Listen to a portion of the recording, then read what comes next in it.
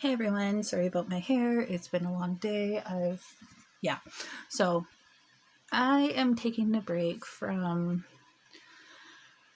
packing and blah, blah, blah, blah, blah, and whatnot. Figuring out what we need to take and what we're not taking, blah, blah, blah. So, anyways, I thought that right now would be a good time to. I think I posted about this a while ago, but I took it down because my dad had to deal with my dad. Apparently, my niece and nephew subscribed, and so I took it down because, my dad's changed. Sorry about my mane here. So, anyways, this video isn't about my dad, but in the video, I did touch lightly on my ex-boyfriend from when I was 14, 15 years old. Technically, I had two boyfriends then, but this guy that I'm talking about, I dated him for about 7 months, and everybody thought I was dating this other guy. He was really super nice to me, and the other guy he was really super nice to me. I had known him since I was in the 5th grade. If any of my friends from Cornell are watching this, you definitely know his name without, me naming him. But his name was Dan, and oh my god, we've lost touch over the years. I think the last time I talked to him was in 2013, 2014, and then he blocked me or something off of Facebook, or his girlfriend at the time got jealous and blocked me. So I don't know. All we do is talk about my kids and old times and shit like that. I mean, whatever. So anyways, getting into my ex-boyfriend, his name was Troy. His brother is actually married to one of my best friends. This best friend of mine, her eldest daughter is my goddaughter, so I do keep in contact with Troy's brother. So anyways, oh my god, my hair. Now you can see why I keep it up. So anyways, Troy and I met in August of 2000, and because I was just biking around. I was 14, he was 13. Okay, so he had just... Wait.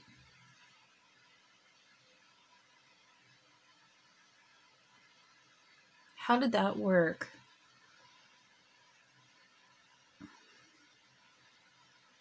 I don't know. We were young, okay? So...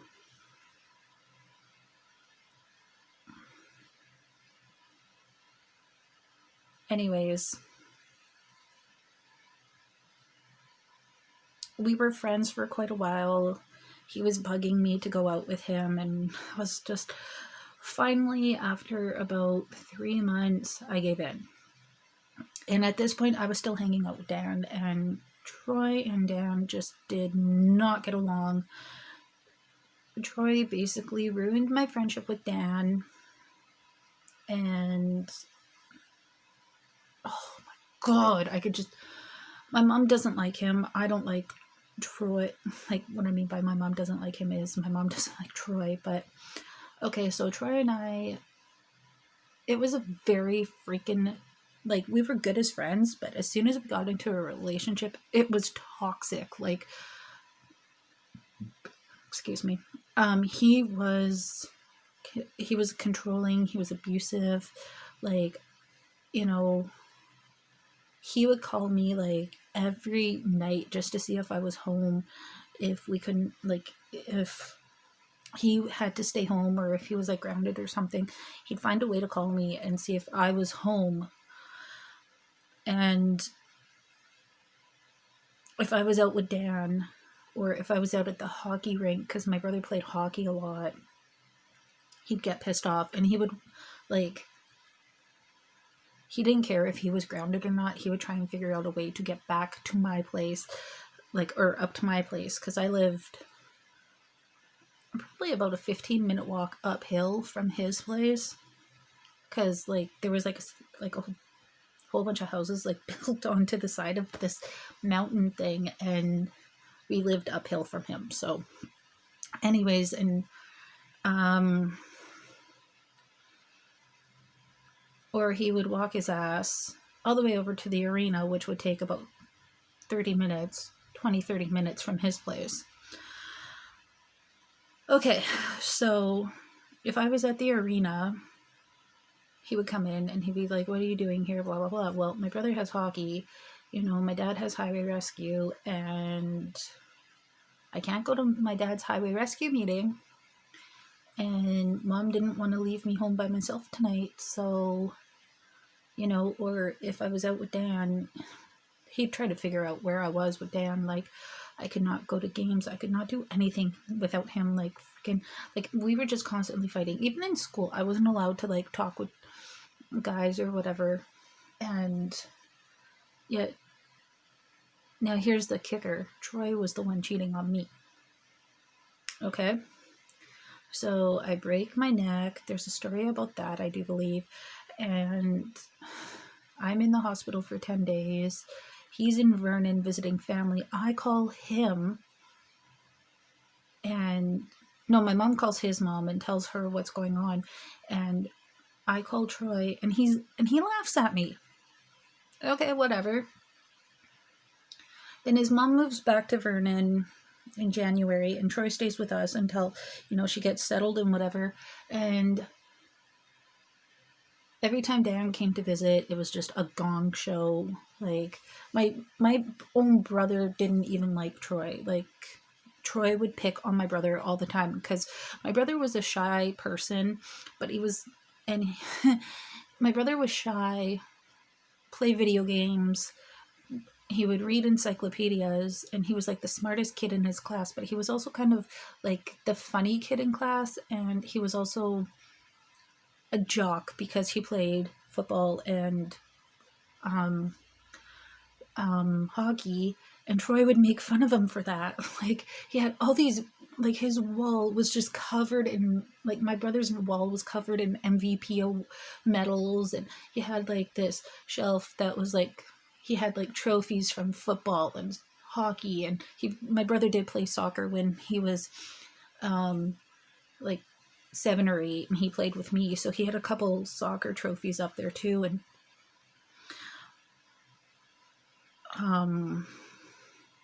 yeah, I mean, it was just stupid. And then Troy also tried to break up a relationship with this one girl that I had. Like, she's been my best friend for like since the 5th grade, so we met in 1996, so that's like 25 years her and I have been friends almost. So in September it'll be 25 years for her and I, and I'm just like, holy shit. Like, so whatever. So he's whatever. And so he moves off to Vernon. We're in a long distance relationship. I'm like, okay, you know what, whatever. I can't take it anymore because I know that you're cheating on me. And because I've talked with your brother about it, and I break up with him, I date this other guy, then I go back to Troy, and then my mom leaves my dad, and then I go to Vernon, and I go and visit Troy, and that's when he beat the crap out of me, because I wouldn't do anything with him. By doing anything, I mean in the bedroom at night, no. So I packed my stuff. Like, I waited until Troy left, because normally he would go down to the skate park. So I packed my stuff and I just left. His brother Trevor came home after the whole beating happened, and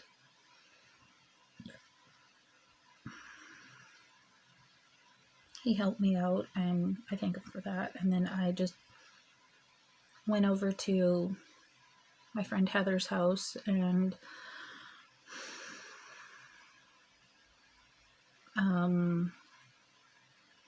when I got there, Phil, you all know him, he's my husband now.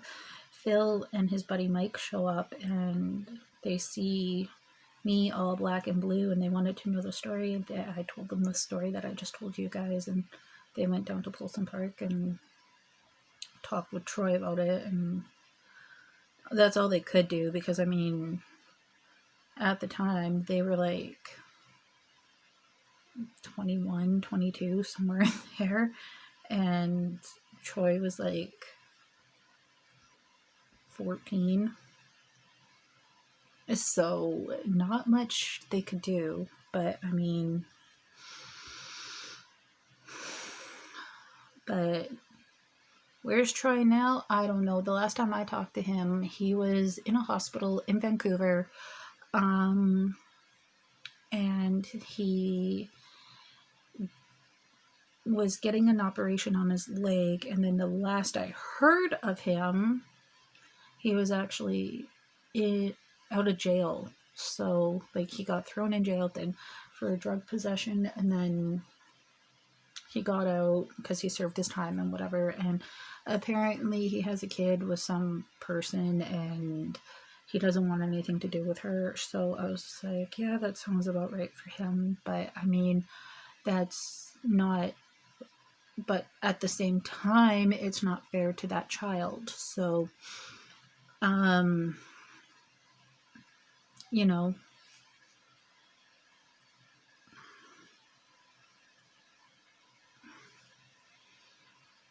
but I mean, if any of you are getting abused or whatever, you know, like, seek help, like, get help from your parents, like, friends, family, call hotlines.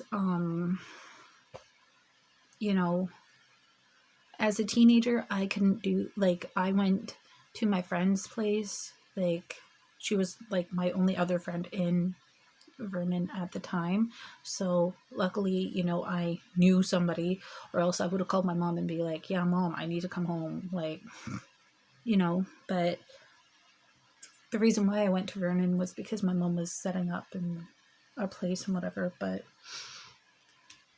oh my God. But when I came home, or when I went back and I told my aunt and uncle about it, because they're my godparents, right? They were just like, what the, you know, like, my uncle was like literally ready to get into his truck and, like, you know, boot his ass out to Vernon. And, you know, but where my aunt and uncle lived, they, like, my uncle would have had to taken like a 2-hour ferry ride first, and then, you know, another like 6 hours or so to Vernon, and then stay the night in Vernon, and then another 8 hours back. But you know, so I mean, but everything was taken care of. I mean, you know, I've known Phil for a long time, and I thank God for Heather and Jess and Mike and all those people for helping me out. And, you know, and Trevor especially, like, he beat the crap out of Troy. Like, I'm not gonna lie, like, he beat the crap out of his own brother for beating the crap out of me. Like, he said the only reason why he would bully me is because, you know, his friends were doing it, and he was like the new kid, and he wanted to like fit in and shit. And he apologized to me, and he was like, he's been like the only person that bullied me in high school that has actually apologized to me, like, in out of all the Cornell kids. And I don't care if you Cornell kids see this, like, I'm grown, I've gotten over it. So, you know, like, if I try to add them on Facebook, they won't add me because they're all like, oh, it's Megan, blah, blah, blah. She's the weirdo. Okay, whatever, I don't care, call me a weirdo. I can be a weirdo if you want. Anyways, I'm gonna go because I didn't expect this video to be like 15 freaking minutes long. But like I said, if you're getting bullied, or not bullied, but if you're getting abused in any way, shape, or form by, and you're in a relationship with that person, doesn't care. It doesn't matter if you're male or female. Just get out of that relationship. Seek help from your family. Seek help from friends. You know, call somebody. You know, let them know, and you know. So, I hope this helps. Okay. Bye.